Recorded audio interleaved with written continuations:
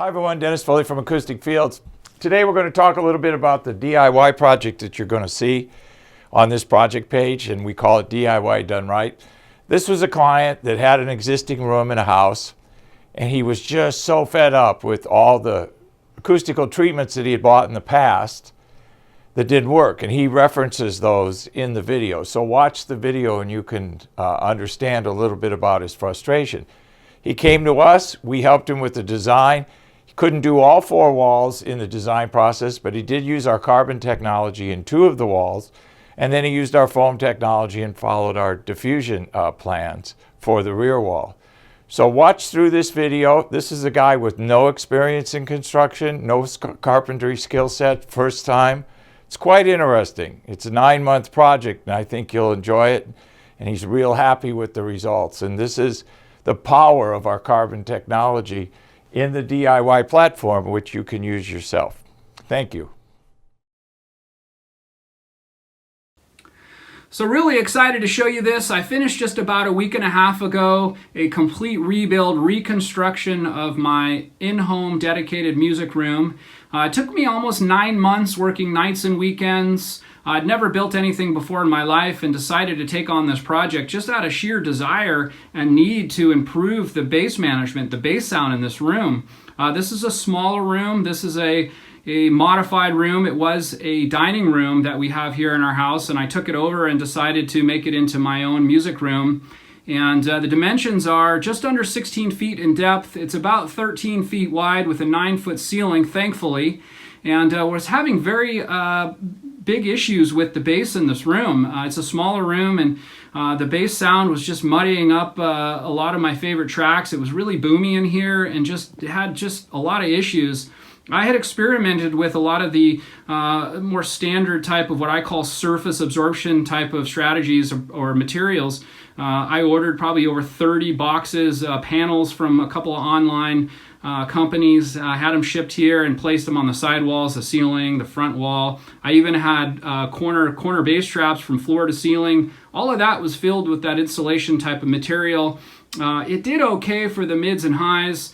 But still was not improving the bass sound in this room. The room was just too small to accept that limited type of bass absorption material. I did a lot of research online, talked to people that I knew that had music rooms and tried to figure out the best technique for me, both to improve the bass sound but also to save the space that I have in this room. I didn't want to limit the space that I had in this room, and decided to go ahead with the carbon technology. And working with Dennis from Acoustic Fields, went ahead and ordered carbon from him and decided to build that directly into the front wall. Went ahead and tore off the sheetrock of the front wall, tore that off, exposing the stud space underneath, and went ahead and added to each stud space a backing, 1 1/4 inch thick backing. It's a multi-layer MDF backing to that to allow the diaphragmatic process to work correctly. I needed to add a dense backing and then added a 3-inch thick carbon filter. I built the filters, added them into the stud space, and then capped that off with 3/4 inch MDF pieces. And as you can see here, I have fabric covering that up as well as trim pieces to go over that. So it turned out nice. The entire front wall, as you can see, is one big diaphragmatic bass absorption management system. Works just incredibly well. The bass management, this bass in this room is fantastic, but that also goes to the additional efforts that I made on the side wall, the ceilings, and also the back wall, which I'll talk more about in a later video. But once again, the front wall, it took me probably 3 months just on the front wall. Turned out great, well worth it. The carbon technology, there's no question that was the right course for me to take. Tremendous difference. I just have wow moments now when I'm listening to music. It's really incredible. I can't say enough about it.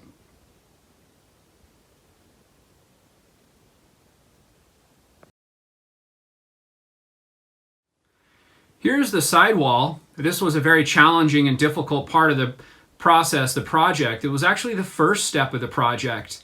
And what we have here is 3/4 inch plywood. This is a veneer finish plywood.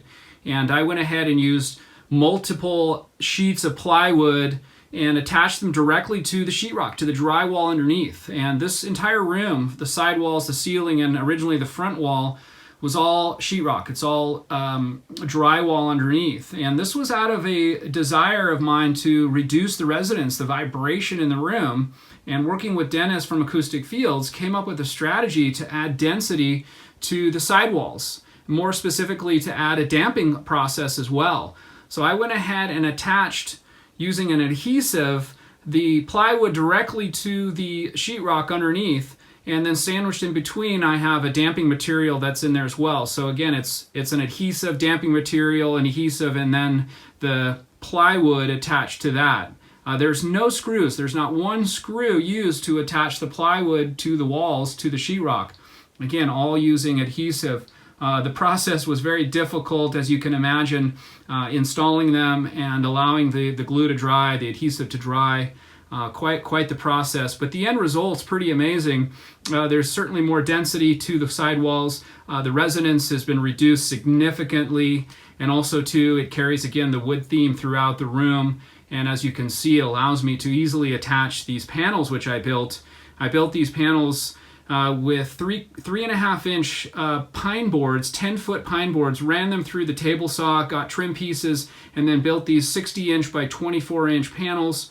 And then as you can see here, I have fabric to match the front, and then trim pieces on top of that. I do have, of course, absorption material inside the panels for the mids and the highs, and then attach those directly to the plywood using a industrial strength or very strong Velcro system, which is fantastic. It works very well. There's no vibration between the panels and the plywood with the Velcro attachment process. So again, it turned out great, works well, just part of the overall process and bringing everything together, the sidewall, adding density to the sidewalls.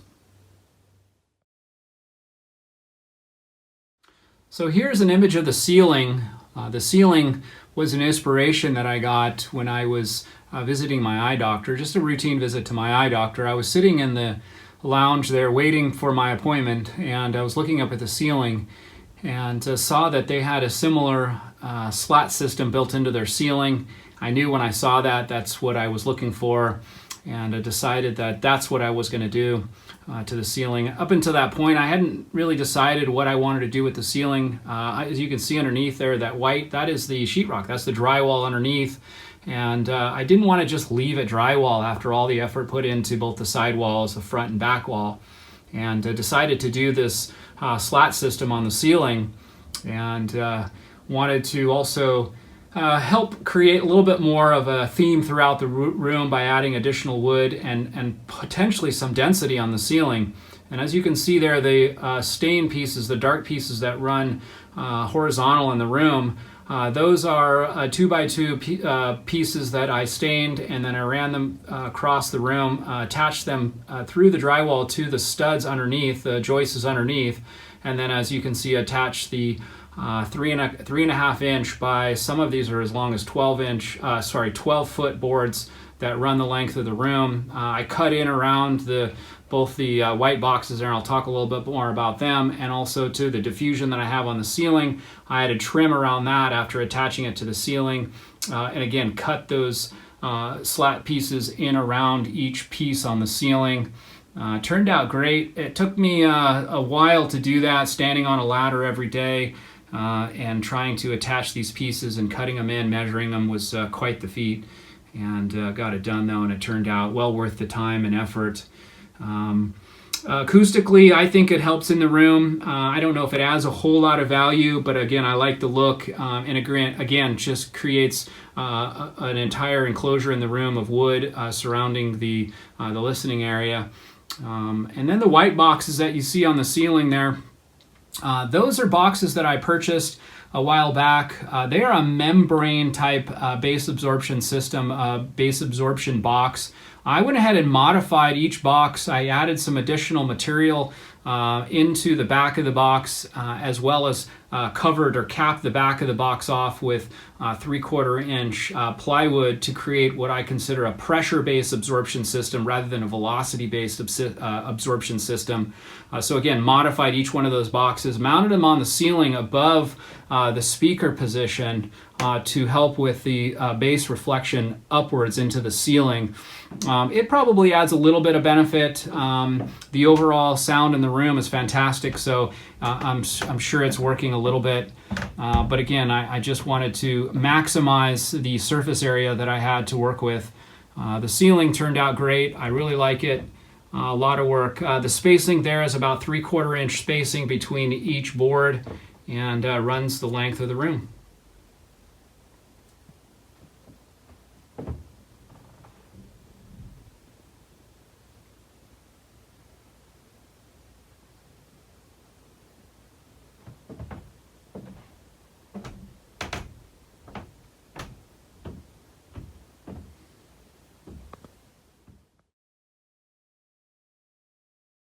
So here we have it, the back wall. This was the final stage of the project, and this was what I finished up about a week and a half ago, the back wall. And as you can see from the image, the diffusers, and they're stacked one on top of the other, and they're off the floor about 11 inches. I have these little footers that I built there on the bottom. I have 3 of them, and I wanted to raise the diffusers off the floor to bring them up to what I thought was the proper height. And also I wanted to cover up the wall behind it. As you can see from the right hand side of the diffusers, from our image standpoint, is the door, the entry door. This is a swinging door that I built into the wall. It is 11.5 inch thick door, hidden door from outside that just basically extends the wall that I built. This again was a dining room with a very wide open entry area into this room, and I wanted to enclose the room, so I built what I call a floating wall. And the floating wall is simply just a thick wall. It's 11.5 inches thick that I use to enclose the room. It accomplishes multiple things. One, it encloses the room, and then 2, it allows me to create additional bass absorption by creating more diaphragmatic system and more diaphragmatic bass absorption panels into this floating wall that I built. And I call it a floating wall because the wall itself is sitting on the floor on damping material that I built in there, and so it's only screwed into the header above and the sidewall. So the floor, I didn't put any screws into the floor, so it's just sitting on a damping material there, and it turned out great. The door again is really heavy, really thick, and it has rubber seals around it, so when the door is closed it creates a pretty airtight seal, which is important to keep the sound in and also keep the unwanted sound from coming in from outside. So sound out, sound in. I'll try to do a close-up here of these slats that I have built that run along the edge of the wall and then along the top, as you can see here, all the way down to the other side.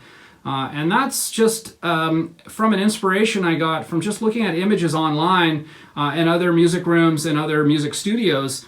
I decided to build these slats to cover up the space. It was again just part of the plywood, veneer plywood section that I created. I just wanted to add a little bit more to the back wall. And use these pine boards. These I think are 1 inch thick by 2 inches. I have them cut. I cut each one. I beveled them at the top and bottom, and as you can see I cut around the light switch and the outlet switch there. And there's 4 different panels, independent panels that I mounted on the walls, on the back wall there, and it worked out pretty well. I like the look. I think it adds a little bit of sound scattering through the slats, but there's probably not a whole lot of acoustic value other than just there being wood and extending the theme throughout the room on the back wall. This was just part of doing a lot of little things right. I just wanted to make sure that I looked at every surface, the back wall, the side walls, the front wall, and just finished everything up nicely. Just to create a complete room, and it all worked out very well. The bass management was the driving factor. This is what compelled me to do this, and so all surfaces from the ceiling, sidewall, front wall, and additional diaphragmatic bass absorption in the back wall all leads to a really nice even bass sound in this room. It is again fantastic. And I'm just, every time I'm listening to some of my favorite tracks, I'm just wowed at how it sounds. just turned out great. The carbon technology, there's no question about that. Using the diaphragmatic process and the carbon technology within that was absolutely the way to go for me. Thank you for watching this video, and if you liked it, please give us a thumbs up. We also have a newsletter that you can subscribe to, so please do that because we offer special price discounts to only those on our newsletter. And then don't forget about our forum. We have started a forum on our own website where people ask questions, and I usually get a chance every couple days to look at it. There's an interchange between people on the forum, and we'll give you real answers on a regular basis, so that'll help you. Thank you.